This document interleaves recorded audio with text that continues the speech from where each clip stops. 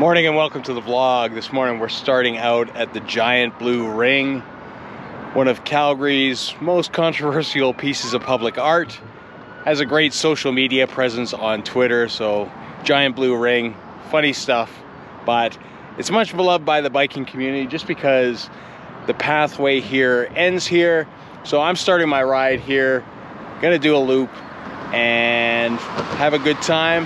Hopefully I don't get wet. It is one of those days, it's extremely humid. There's a lot of clouds in the sky. It is going to thunderstorm at some point. I'm just trying to get out early enough when it's cool enough that it isn't gonna happen yet. Hopefully we don't get soaked like we did in Banff with Dave. Woohoo! Back at Canmore. We're soaked. So we're gonna take off now because we got a bit of riding to do and hopefully we don't get drenched.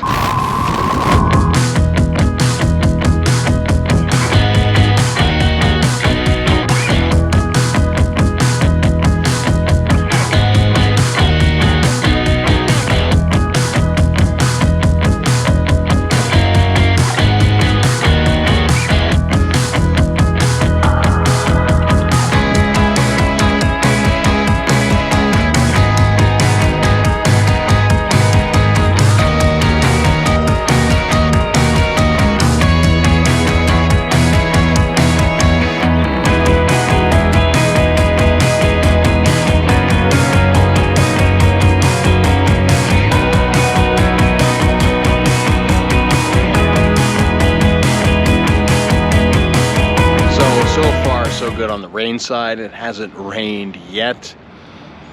Nice and quiet down here. I guess that's the benefit of getting out super early, is that you miss sort of the commuter rush, everybody rushing around. So streets, pathways, nice and quiet. Hopefully we get this ride in 100% dry.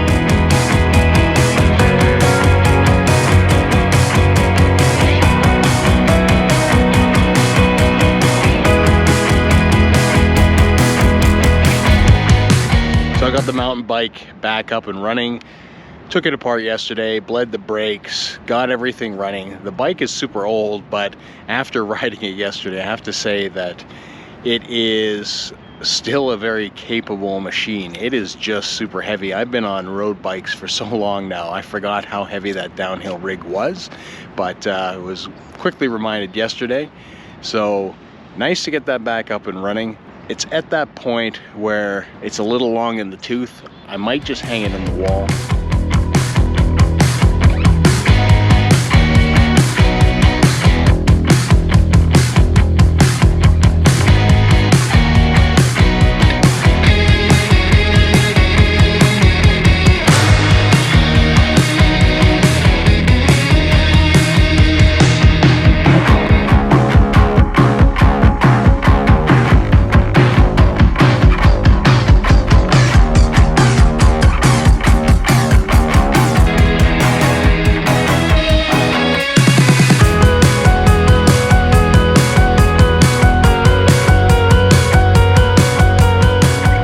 So sun's coming out, nice blue skies.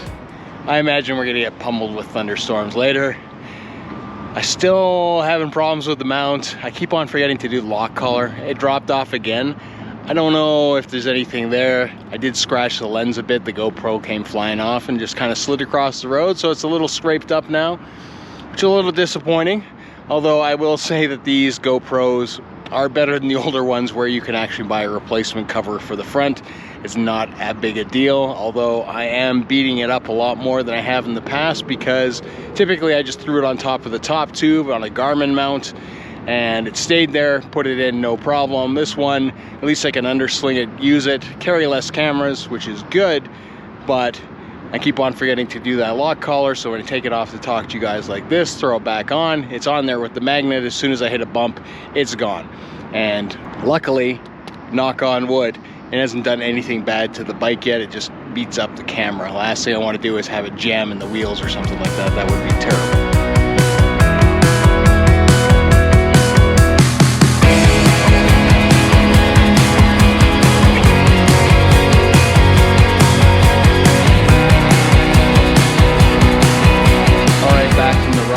managed to avoid all the thunderstorms, which were crazy, which you can see in this footage here.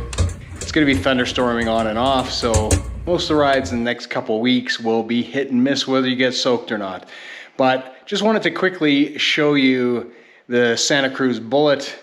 Again, just kind of bled the brakes, fixed things up, but it's looking good, ready to hit the trails again. Again, old tech, old bike, but fully capable of getting the job done. Just really heavy in comparison to anything that I've been riding as of late. But this bike has been through a lot. It has been at Red Bull Rampage, it's been all throughout Utah, it's been to Whistler and back and everywhere in between. It's been on 3 films. You know, it's done its job. It's always been a reliable bike. But I'll just quickly show you it now. That Fifth Element shock is something you don't see much anymore. They stopped making shocks. They were good during the time. And again, Santa Cruz Bullet. We got a Marzocchi 888 on the front. This guy's set up with 7 inches of travel to complement the 7 inches of travel in the rear. We've got XT components, Hayes disc brakes, DX32 wheels. We've got race face cranks.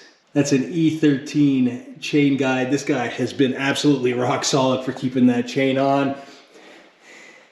We've got the sofa seat, which you can see when you go off something big and bottom out, it just eats the back end. But it's also big enough that you don't typically lose your seat, and great for grabbing with your knees when you do no-handers and stuff like that. Back in the day, we were sponsored by ODI grips. I still run those to date. I love these guys. Nice and gummy, always easy to change. Good, as mentioned, Hayes brakes. And then we've got the factory DH Tioga tires. That's my last set of tires for that bike. But I'm excited to kind of go out, play around. I'm not going to do anything crazy. Might go pedal some laps. Like I said, this guy is extremely heavy. I don't have a dropper post in it. Usually I just have the seat way down when I'm free riding. But we're going to probably, you know, keep the seat up where it is, go for a pedal, take some less gnarly trails, have some fun with it. So remember, like, comment, subscribe, hit that bell button so you get notifications. And until next time, see ya.